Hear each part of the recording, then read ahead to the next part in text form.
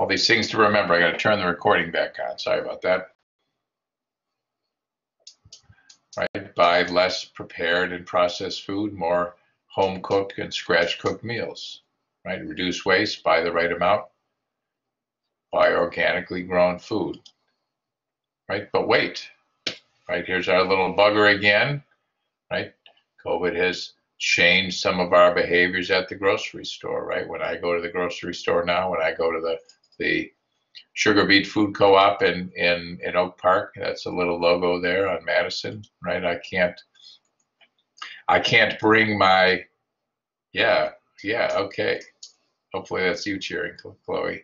Right, I can't bring my bag into the grocery store right now. I have to use the plastic bag that they give me. So right now, some of these things are a little hard, but hopefully they will pass.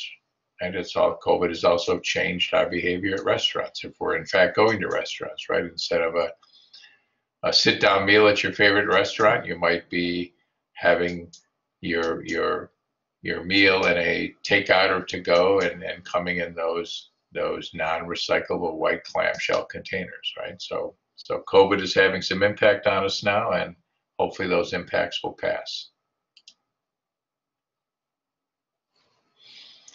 Right? How do I become more sustainable in my personal life? Right? Buy less stuff.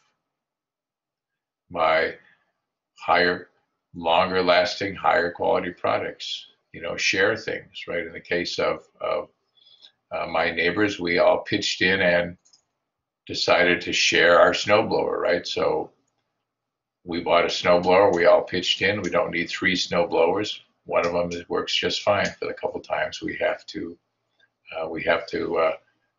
shovel the walk or snowblow the walk, right? Put an R in front of the 3 R's. We're used to reduce, reuse, recycle, but we could possibly refuse, right? Maybe we don't need to buy something. I previously used, repair, or repurpose. Here's another term, pre-cycling, right? We know what recycling is. We just saw the gentleman in the video talk about recycling.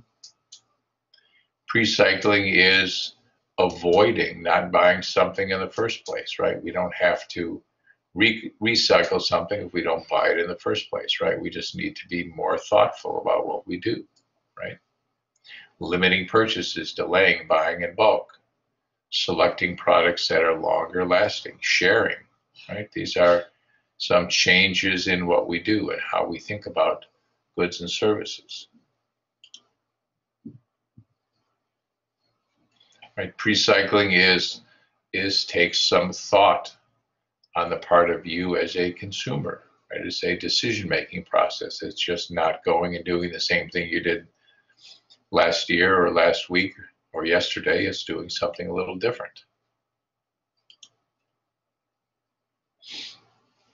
Right, as you see, I'm moving, as we move through the slides here, I'm going into things that perhaps are a little more difficult to do, right? You know, not using a plastic straw is pretty easy. Not using bottled water is pretty easy. Now we're going to get into some things that may be a little more difficult, right? In the case of Francis and Ira, we own our home, so we can compost our food waste and organic waste. That little bin there in a corner is full of worms, vermiculture that eats up some of our food waste, right? Something you can do as a homeowner that you may not be able to do if you live in an apartment, or maybe your mom or dad or aunt that you live with may not necessarily want you to try that, right? Again, here's the bulk section at the Sugar Beet, right? Lots of options for natural cleaning products versus brand name products, buying them in bulk, drying your clothes on a clothesline, right? Things that your grandmother or your great-grandmother might have done that somehow we've lost sight of, right? My parents grew up in the Great Depression, so they were very frugal. Maybe that's in your family, it's your grandparents or your great-grandparents, right? That thoughtfulness and frugality that they were forced to practice is something that we perhaps should go back to again. Right? Transportation, it's a little more difficult, right? It depends on where you go to school or where you go to work, right? Well, right now a lot of us aren't doing either of those things, right? I don't take the blue line downtown to my office anymore. I sit at home, right? You're not driving your cars to Triton College to have this class. We're all doing this virtually.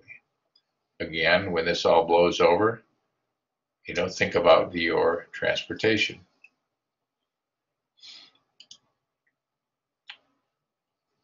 Again, a little bit more difficult, but you can think about your location, right? Where is the home that you want to buy or the apartment building that you want to rent?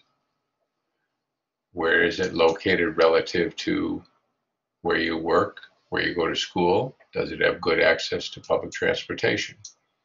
Again, in Chicagoland, we're blessed with a great public transportation system. Hopefully it survives COVID. And when this stuff, when more normal life resumes, hopefully we all think about, getting on public transportation again. Again, a little bit more complicated stuff, but if you are a homeowner, you can reduce the resources that you use in your lawn and garden, have less lawn, have more native plants, less watering, less weed killers and pesticides, plant native species, plant your garden, right? Again, maybe hard things for you to do as students if you're living in an apartment or living with your mom or dad, but things that you can think about as you get older. Okay, let's play a short video here.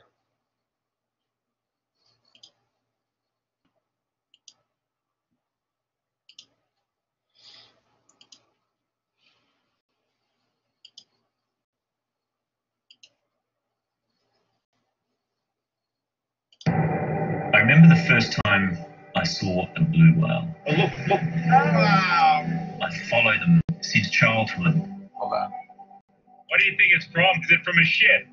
I can see plastic everywhere. We were in what we thought was a relatively pristine environment. I started to wonder what was happening in oceans elsewhere on the planet.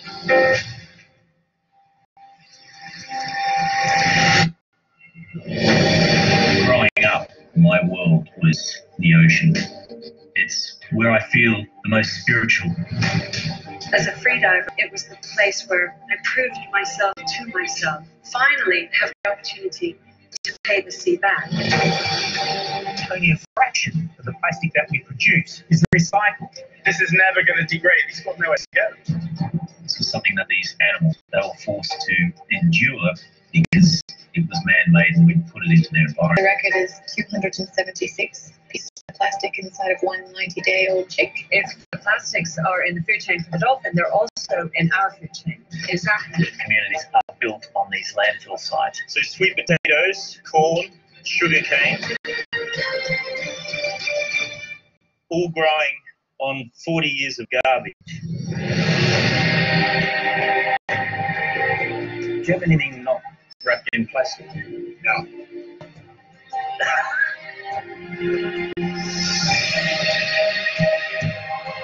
We have to make our life better for our kids' children.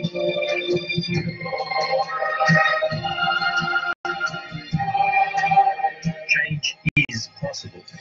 It starts with us.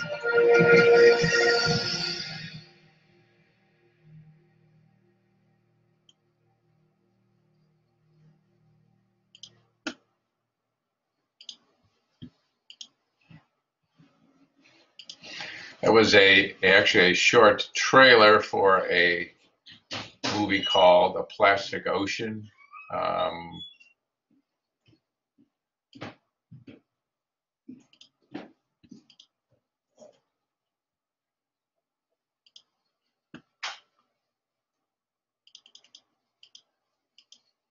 I got to figure out how to go back to the slide that I was last on, which I will figure out before next class.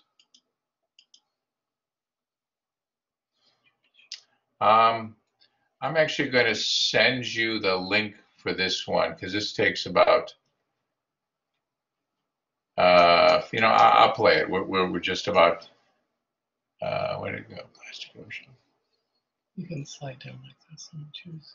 What one do you want to go back to? Oh, we're good. I'm good. I'm good right now. I will, again, I'll leave it to you to watch this one. This is two young ladies who are trying to adopt a zero waste lifestyle. Again, when I first started playing this a couple of years ago, I didn't realize that people made a living producing YouTube videos, but I guess some people do make a living making YouTube videos, but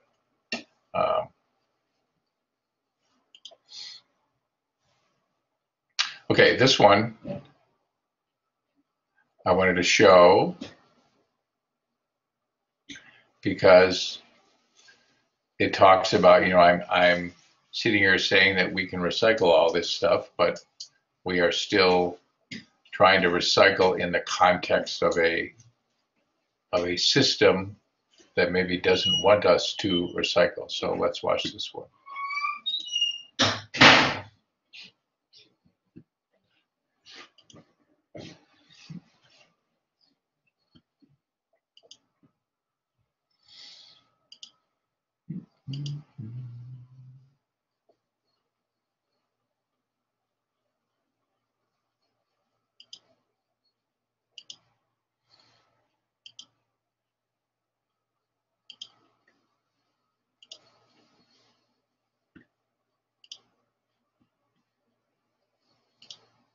Everyone knows recycling is pretty easy. So I throw the bottle into the blue bin. To a blue bin and the recycling bin. They throw it into some kind of truck, all sorted, nice and neat. It goes to a separate place. To a plastic recycling plant. The factory, something akin to the end of Toy Story 3 where they're all heading to this big incinerator. Then I imagine that there's some large machine that just squishes everything together. Everything then is melted down. It's somehow melted. Maybe they melt down the plastic or something.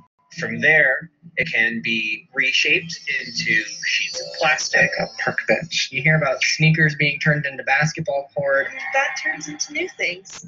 Recycling. Turns out that's not the whole truth, especially for plastic. This is actually propaganda we've been spoon-fed since we were kids in commercial after commercial. People start pollution. People can stop it. Who's behind a lot of this messaging? The industry that produces plastic and the retailers who sell it to us. And it makes perfect sense that they'd want to trick us into thinking we can use as much plastic as we want, so long as we recycle. Why not pass the responsibility for a big corporate mess onto individuals like you and me? But here's the big secret. Entire categories of papers and plastics are rarely recycled. Of 7 types of plastic that people put into blue bins, 5 whole categories hardly ever get recycled at all. According to the EPA in 2017, as little as 8.4% of our discarded plastic went through that magic recycling process. What happened to the rest? You probably guessed it. Minus the plastic that ends up in the ocean. To make it worse, we used to export 1/3 of our recycling, a whopping 20 million tons a year, and pay countries like China to deal with it for us. That game's over. China's basically told us no more, followed by the Philippines and Malaysia. This recycling shutout has caused hundreds of American municipalities to cut down or totally cancel their recycling programs. In Eugene, Oregon, we can't even recycle our milk cartons or our yogurt containers anymore. You might be thinking, if so little is actually getting recycled, why does everything we buy seem to have that symbol on it? Great question. Let's ask the FTC. That's the entity set up to protect American consumers like you and me by setting rules on consumer labeling. But their guidelines around recycling are a bit confusing. Basically, to earn this symbol, 60% of the people who buy that product should be able to recycle it, which seems to mean 60% of buyers of that product would live in a place that can break down and reuse that thing. But then it gets more complicated. Like if a shower curtain package says recyclable, but either the curtain or the package isn't recyclable, then that's considered deceptive. But if it's a bottle instead of a curtain and it's the cap instead of the package that's not recyclable, then it's totally fine unless the bottle has a non-recyclable wrapping or is contaminated with food. Is anyone else totally lost here? With such complicated regulations, companies can get away with stamping a recyclable label on products that aren't likely to be recycled, like this, or even this, and most of us wouldn't even know. But somehow Kathleen Smith figured it out. Kathleen is a resident of Northern California. She loves coffee, so much so that her grandkids call her Grandma Coffee. And she loves being eco-friendly, so someone gifted her a Keurig machine. The pods had that nice little recycling symbol, and the box even said, "Have your cup and recycle it too." But those pods weren't actually recyclable. She took Keurig to court to sue them for false advertising. Keurig changed some of its labels, but then they tried to dismiss the case, essentially claiming what had happened hadn't hurt Kathleen. But the court disagreed. Kathleen could have been hurt if she was misled and paying more for something she thought was recyclable. And now a whole bunch of other Kathleens are lining up in a potential class action suit against Keurig. This lawsuit might eventually cause one company to clean up its act. But short of millions of crusading Kathleens in court cases, how are we going to clean up the entire plastic pushing industry? What we really need is the FTC to write some clear regulations and introduce costly penalties. And we need companies to stop hiding behind their green marketing ploys and actually deal with the plastic crisis they created. Now you may be thinking, so should I not even bother recycling anymore? The point of this video is not to take all the responsibility off of individuals like you and me. Please keep recycling stuff that's recyclable. But we've been made to feel that as long as we put our plastic in the blue bin, we've done our part, and that's just not true. The best thing we can really do is start buying as if nothing gets recycled, because that's pretty much what's going on. It's ridiculous that we have to pull this out of the trash can for this video.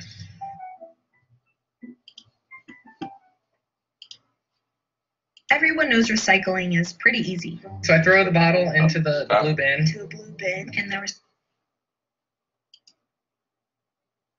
Sorry about that. So buy as if nothing gets recycled.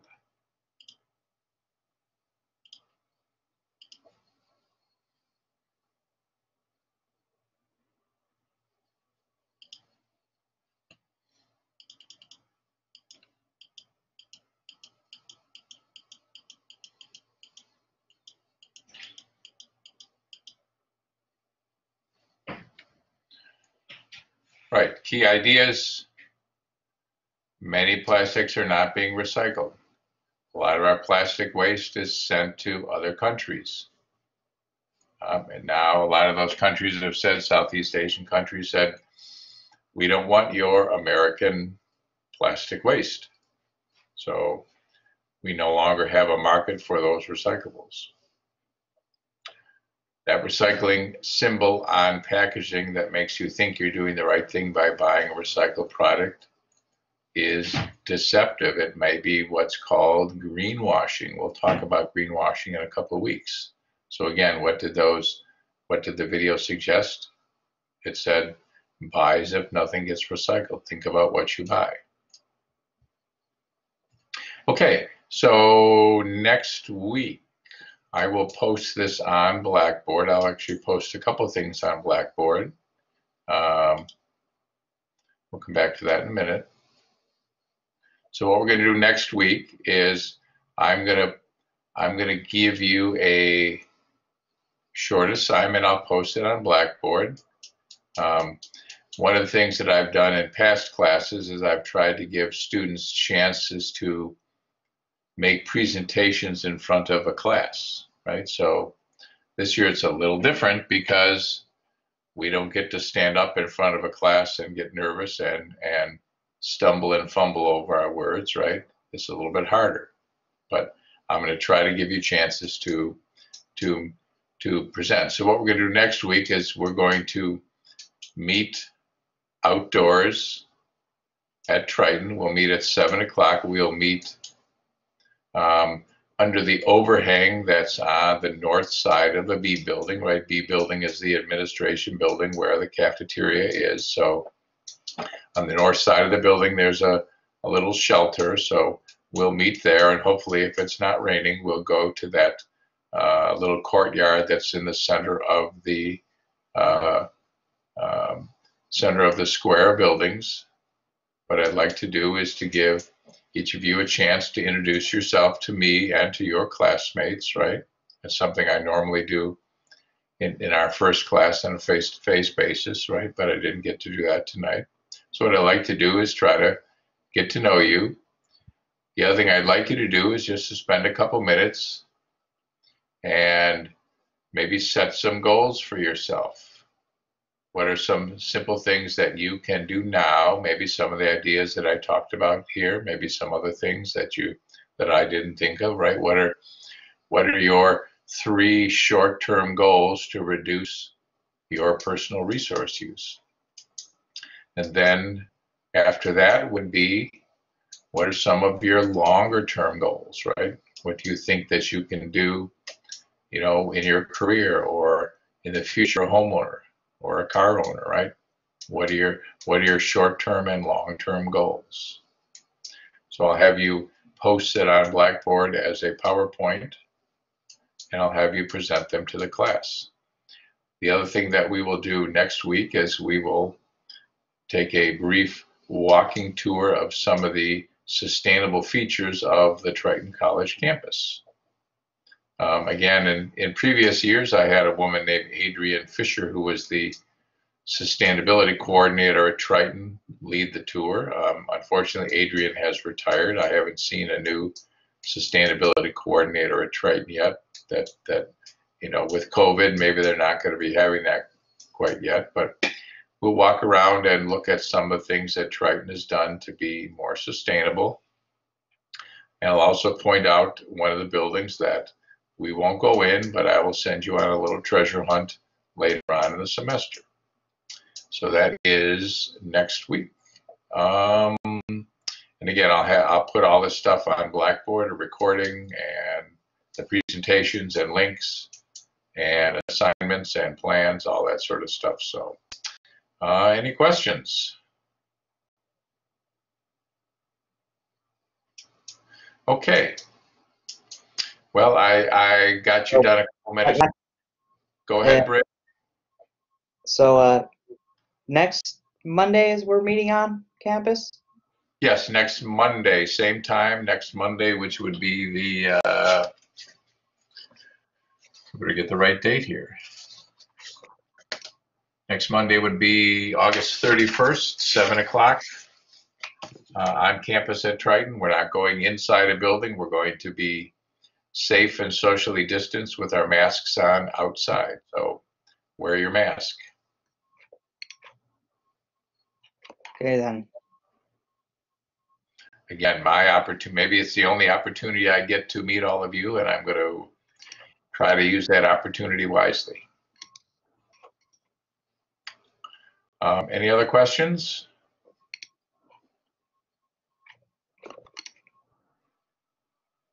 Well, great. Well, thank you all for your attendance and hopefully your attention. It's hard for me to judge, but I